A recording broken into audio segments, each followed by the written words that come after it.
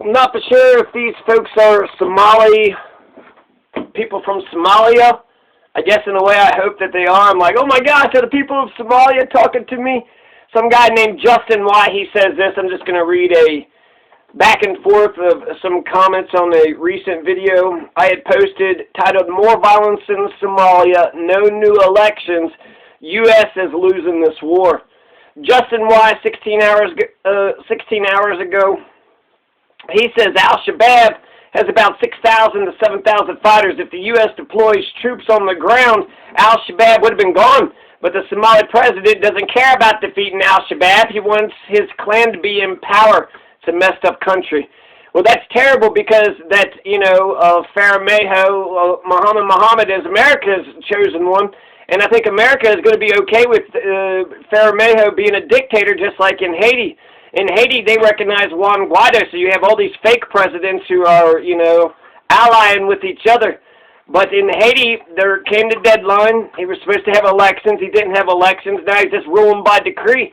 He's a dictator, and he's just writing out executive orders. This is the law of the land. The law of the land is as I say it, and then there's supposed to be brand new elections, but when? When is that supposed to happen? It seems like it's indefinite. I think they're going to eventually have elections, but parliamentary elections as he sees fit, and they'll, say that it's a big celebration of democracy, but the president himself won't be up for re-election.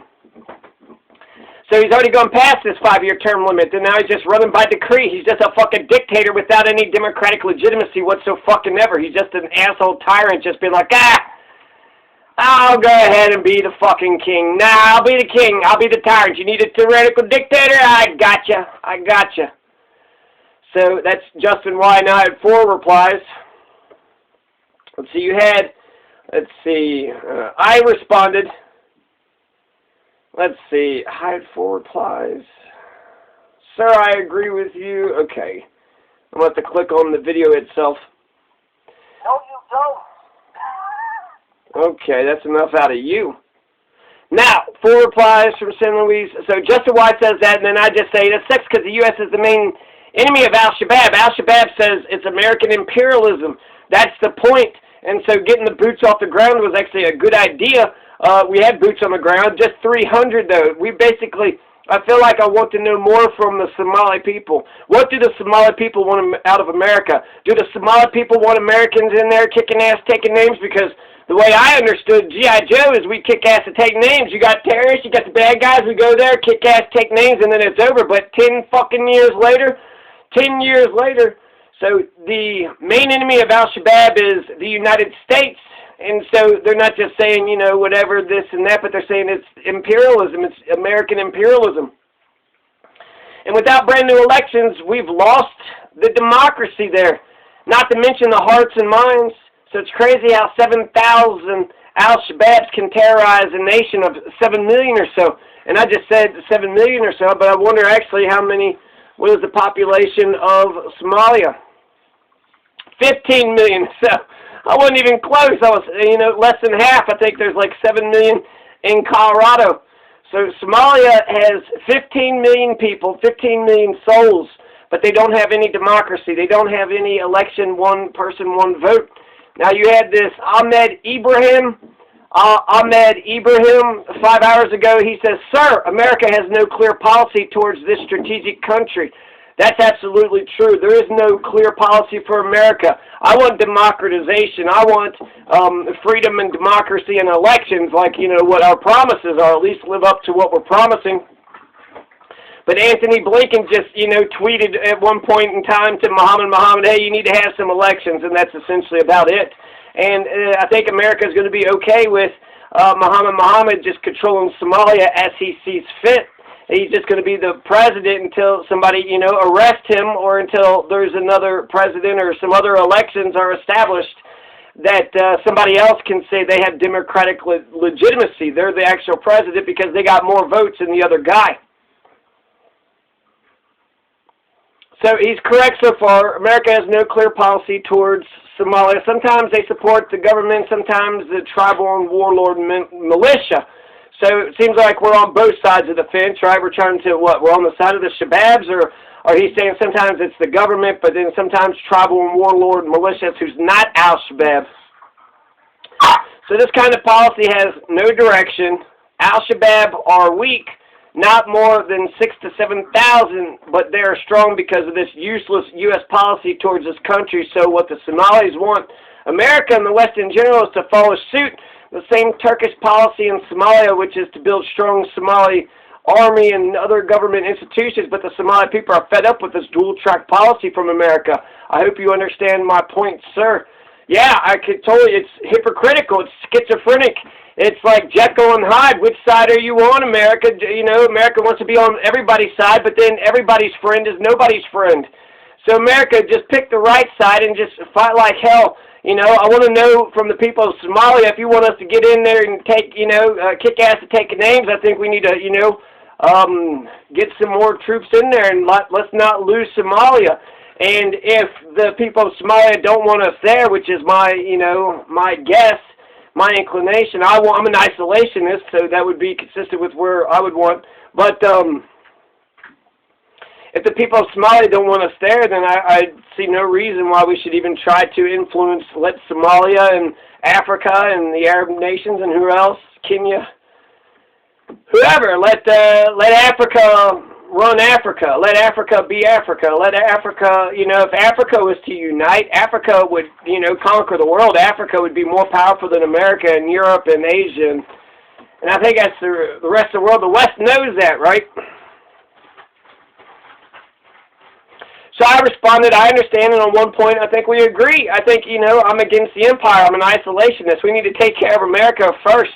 We're over in Somalia and we're losing. What the fuck is the point of us being in Somalia? $800 billion is what we spend every year for the military-industrial complex, 750 military bases in 150 countries, 14 colonies, 50 states, for empire, for world power, for hegemony. But we're actually a terrible policeman of the world. We allowed genocides, the one in Yemen, the one in Myanmar.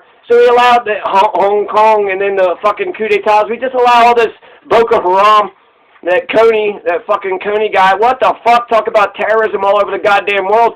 We're the empire, we own, you know, basically the world, and why do we allow all this goddamn terrorist bullshit to continue to carry on? I think we're like the Derek Chauvins of the world, in a sense, you know, in the sense that innocent people get killed and the real wicked who hurt others get away with their crimes. Derek Chauvin, right, is going to be the police officer who killed that, you know, big black man, what's his name, big black burly man. Shit. We're all saying it. Candace Owens is against it. Hey!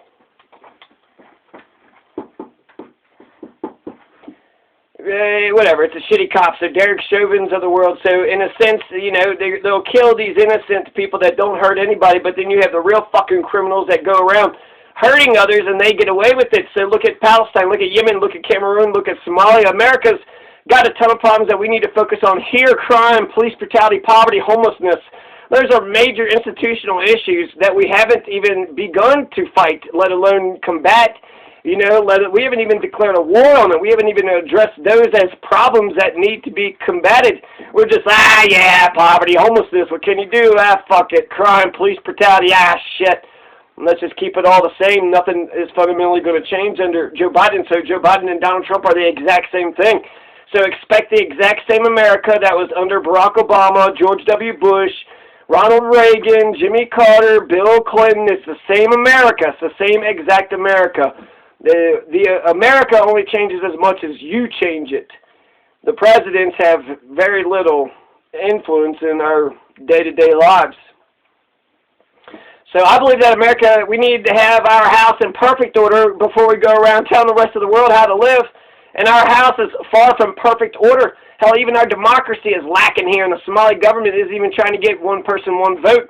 That's true blue democracy. They're just trying to get clans to vote here and there, and he was talking about, he gets into the Puntland and Jubaland and some corruption out of Kenya. So he gets into more of the specifics of the internal politics of all this, and I'm glad that I have, you know, I'm talking to somebody. So I basically said if they can't protect the right for the Somali people to vote, how can they protect their security or their transportation or anything?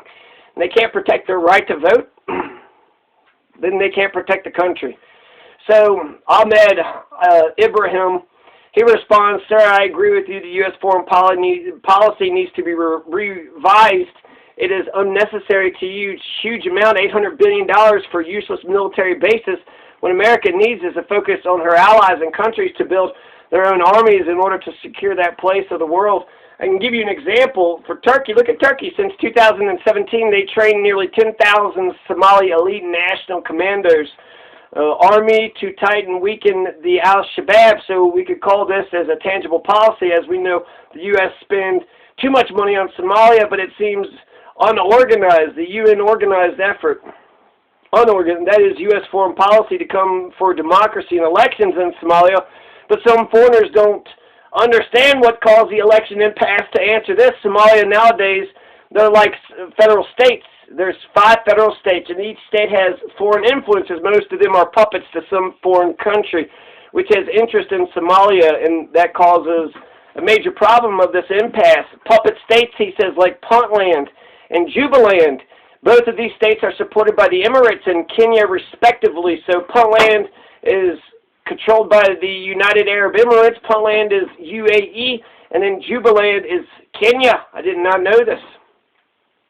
And he says that both of those countries don't like the president, Faramaajo, Mohammed, because the United Arab Emirates wants to punish Faramaajo for his neutrality of the Gulf crises. But the UAE and Qatar, they want to show the world that Faramaajo is an obstacle to the elections, for the elections to happen in Somalia, while the real problem is the United Arab Emirates and her puppets of Puntland and Jubaland to come to Kenya. As you know, Kenya and Somalia have a maritime border dispute between them and Somalia, the case for the International Court of Justice in The Hague, while Kenya wants to negotiate with Somalia about the maritime outside of the court. And moreover, President Faramaajo banned the drug called Miracat from Kenya. Finally, both Kenya and the United Arab Emirates and their puppets of Puntland and Jubaland wants to defame President Mohammed's character to the outside world. To be honest, Faramaajo isn't the election problem, but Somali puppets and their outsiders, United Arab Emirates and Kenya. I hope you understand me, sir. Thank you very much for your time and reply. Ahmed Ibrahim, thank you for your time and reply. I thought that was actually, that's very interesting. So he says, I mean, it's easy since Mohammed is the top motherfucker, right? He's the head honcho. He's the president, just to go ahead. Everything, the buck does stop with the president, so everything does get blamed. Anything that happens in Somalia is Mohammed's fault, but he's trying to say that essentially the election, Mohammed tried to get the elections going. He tried his best to get the elections through, but he said that Jubaland and Puntland were actually against it, and they were just making up a bunch of shit, saying that they didn't like the actual election scheme, when truly it had nothing to do with it. It just had to do with their Qatar and the United Arab Emirates and their Kenya. And so Kenya and Qatar and the United Arab Emirates, they want to destabilize Somalia, make sure they don't have any elections, let the Al-Shabaab continue to bomb, let the government dwindle and crash. So he's sitting there saying that actually it's not Mohammed. Mohammed is not the election problem, but the puppets and their outsiders, the United Arab Emirates and Qatar and Kenya, by controlling Jubaland and Puntland, 2 of the 5 federal states. So if that's the case, then just have elections in 3 of the federal states, and Jubaland and Puntland, you're going to have to do something different with them. Or have elections in Puntland and Jubaland, regardless of what the hell, the mayors or whoever controls the local governments of those regions. So I just wanted to read that because I thought it was interesting. Thank you for the response, Ahmed Ibrahim. And by reading it out loud, I get to focus on it more. And yeah, there you go. So that's even if this Ahmed Ibrahim isn't from Somalia, seems to know what Somalia is going through. And I appreciate the conversation. So yeah, what the fuck? Get the elections up and running. If it's Puntland and Jubaland's fault, get out of the way. Let's get one person, one vote. Let's get elections up and running. You know, they can blame them and they can blame them, but ultimately, where there's a will, there's a way. Where there's a will, there's a way. That's like one of my favorite sayings of all time. If you have the will to get it done, it'll get done. If you don't have the will to get it done, then, you know, why did you even think of the damn idea to begin with? Quit wasting everybody's time thinking of fucking thoughts that you wouldn't even do yourself. So